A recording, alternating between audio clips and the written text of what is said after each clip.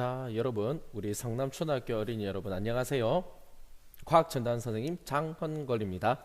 오늘은 우리 두 번째 시간을 한번 찍어보도록 하겠어요. 아, 선생님 찍는 거지?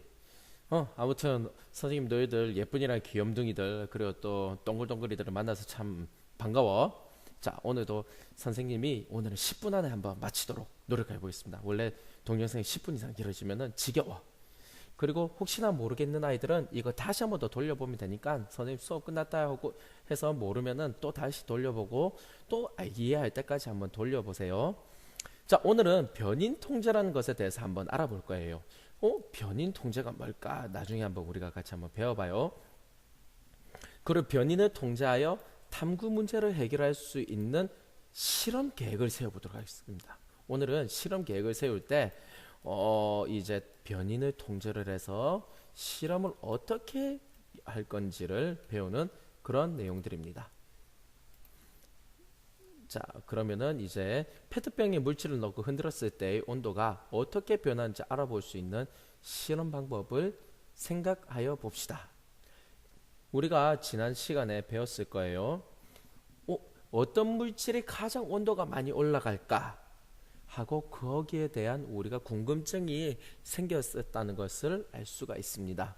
그것이 바로 과학적 탐구라고 하는데요. 문제인식이라고 하기도 하죠. 자, 그러면은 당연히 어떤 종류의 물질이 가장 많이 오를까를 조사를 하는 거기 때문에 실험에서 다르게 해야 할 조건은 뭘까요?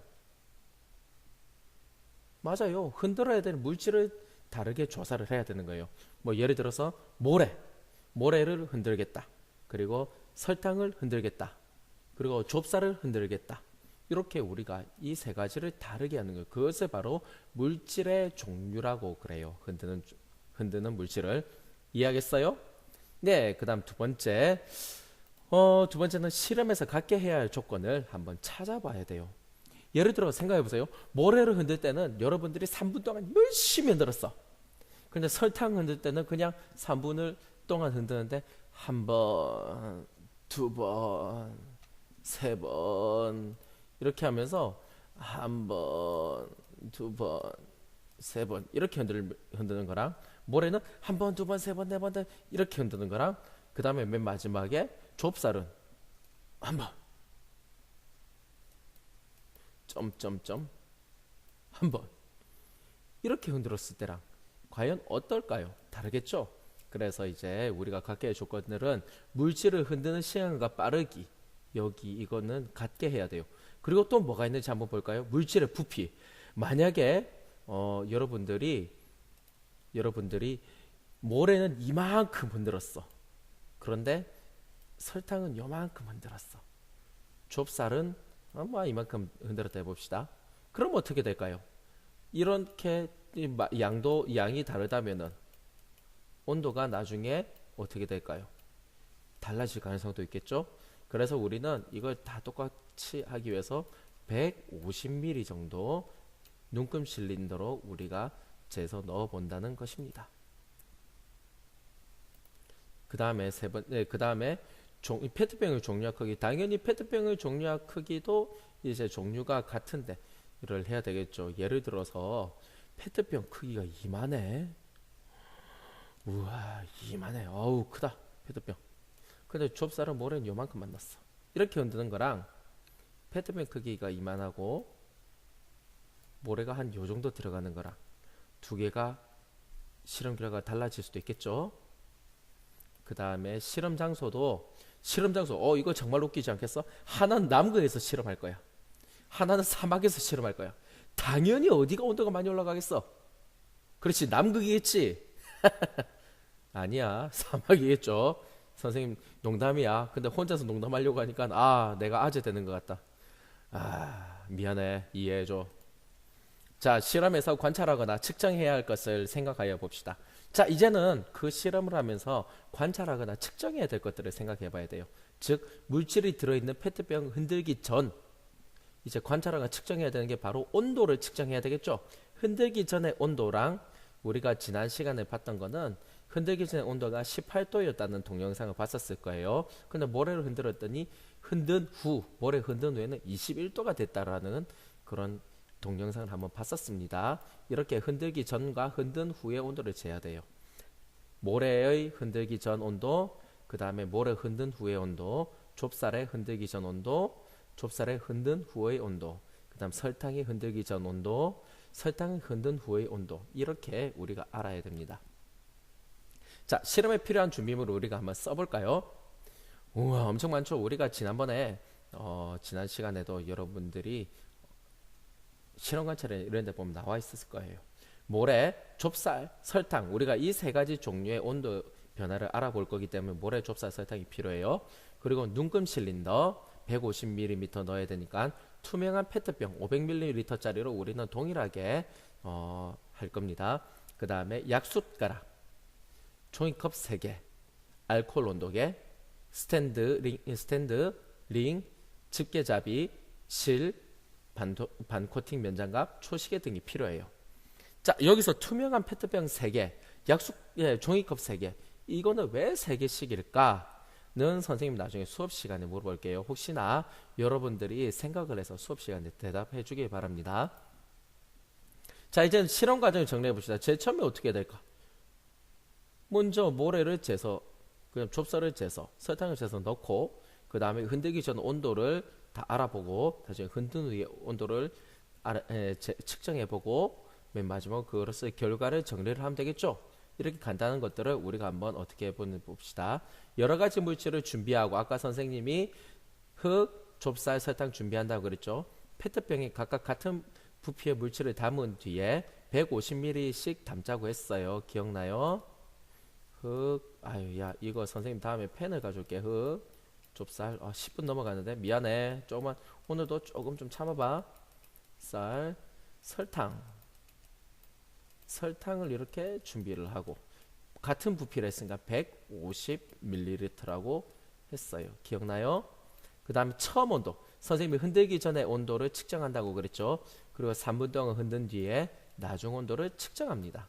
그리고 아까 선생님 말했던 결과 정리는 다음에 결과 시간에 한번 배우는 내용이에요. 6번, 실험에서 뭐든 뭐니 할 역할. 이거는 우리 학교가 3명이기 때문에 3명이 나누어서 역할을 하면 좋은데 우리는 딱 되겠네. 근데 2명인 조도 있으니까 2명인 조는 좀 역할을 한 명에서 2개를 해야 될 것 같아요. 예를 들어 성준이란 친구가 있어요. 성준이는 페트병 흔드는 걸 할 거야.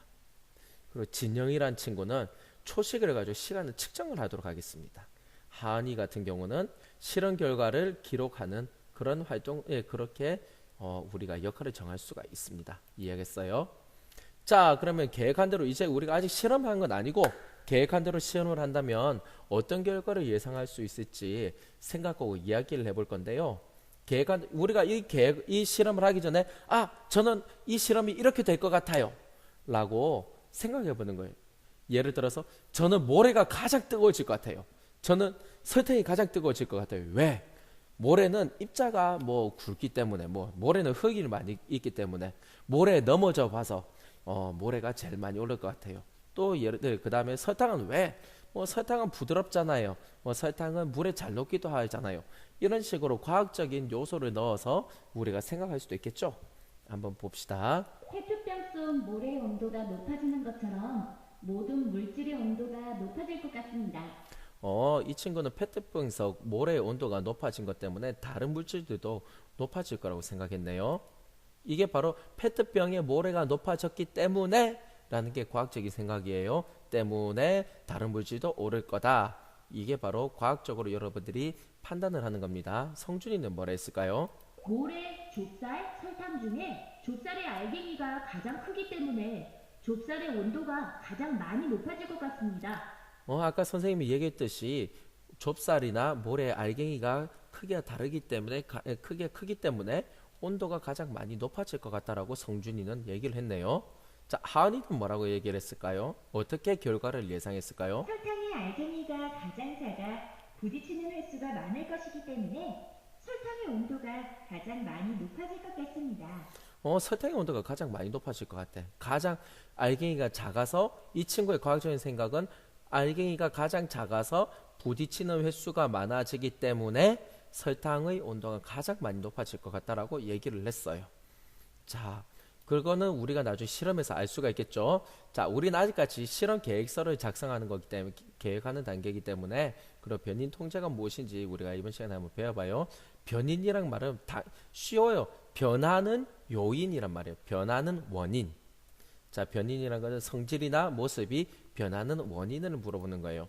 통제는 여러분 통제하는 거 알지? 너 이거 하지 마. 여러분들 이거 여기서 이거 만지면 안 됩니다. 이렇게 해야 됩니다. 라고 통제를 하는 것. 그게 바로 통제인 거예요.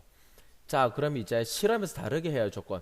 이게 바로 변인이에요. 변인, 변하는 요인, 물질의 종류, 쌀이냐, 좁쌀이냐, 모래냐, 설탕이냐. 이거는 실험에서 다르게 해야 되겠죠. 이게 바로 변인이란 말입니다.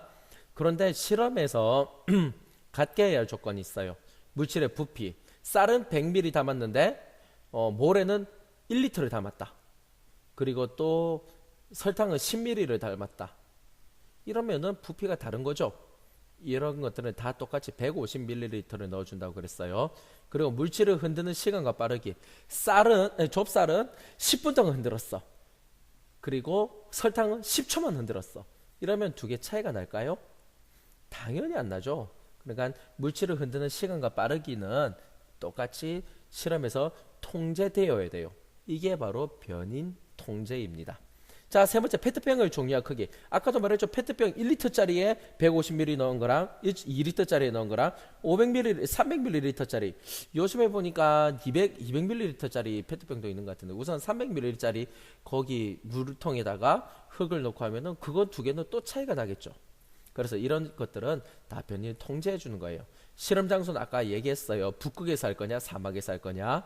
그리고 실험에서 관찰하거나 측정해야 될 건 당연히 관찰해야 될 건 우리가 생각해보세요. 관찰해야 될 게 뭐라고요? 페트병 흔들기 전에 온도를 관찰하고 페트병 흔든 뒤에 온도를 관찰해야 되는 거예요. 알겠어요? 자, 변인 통제라는 거는 아까 선생님이 여기 있는 거 이거를 그대로 좀 어려운 말로 어렵다라기보다 정리한 말인데 실험에서 다르게 해야 할 조건, 같게 해야 할 조건 등 실험과 관련된 조건을 확인하고 조건을 통제하는 것을 의미합니다. 물질의 종류는 다르게 해야 되고 이런 것들은 다 같게 해야 된다. 이게 바로 변인 통제라고 합니다.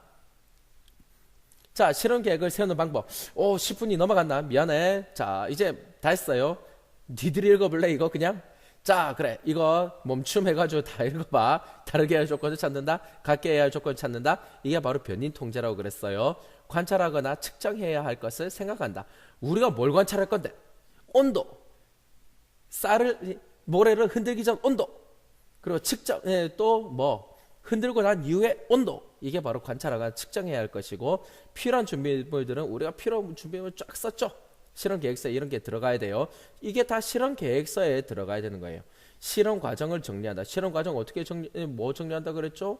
먼저 좁쌀을 담고 흔들기 전에 온도를 정하고 흔들기 전에 온도를 측정하고 그다음 흔든다. 흔들고 난 이후에 온도를 측정한다. 그리고 나중에 그 결과를 정리한다. 이게 바로 실험 과정이라고 할 수가 있는 겁니다. 우리가 이런 실험 계획서를 쓰는 거예요. 6번 실험에서 모두머니 할 역할을 정한다. 아까 누구는 흔들기만 하고 누구는 초식에 재고 누구는 결과를 정리한다고 했었지? 이게 바로 실험에서 모두머니 역할을 정리하는 겁니다. 자, 변인 통제의 의미 이렇습니다. 이런 건데 이 말은 어려우니까 여러분들 아까 선생님이 설명해 줬던 거 같게 해야 될 거. 좁쌀 1리터, 2리터 그 다음에 흙 150ml 이렇게 하면 다르지? 당연히 이런 것들은 다 같게 해줘야 돼요. 자, 실험 계획을 세울 때 확인할 내용을 적절하지 않은 거. 이제 문제를 해봅시다. 실험 계획이야. 조심해. 계획이야. 당연히 탐구 문제 써야 되겠지. 그 다음 실험 필요한 준비물 적어줘야 되겠죠. 그 다음 실험 결과에서 정리한 표. 요거 한번 잘 생각해봐. 실험에서 측정해야 할 것. 뭐 측정할 건지 우리가 해야 된다 그랬지. 실험에서 같게 해야 할 조건. 뭐가 같아야 되는지 우리가 변인 통제에서 배웠어요. 실험 결과 정리한 표는 실험 계획을 세우는 중인데 결과 정리한 표가 있으면은 안 되는 거죠. 그래서 답은 3번입니다. 문제 2번 실험을 하기 전에 실험과 관련된 조건을 확인하고 조건을 통제하는 것을 무엇이라고 하는지 쓰세요. 바로 통제하는 거잖아. 변인 통제입니다. 자, 이렇게 해서 오늘 과학 수업을 마치겠습니다. 여러분 오늘 하루 선생님이랑 수업하느라 행복했나요? 네, 행복했습니다. 여러분 선생님도 여러분들이랑 수업하느라 행복했어요. 자, 이제 그만 마치겠습니다. 안녕.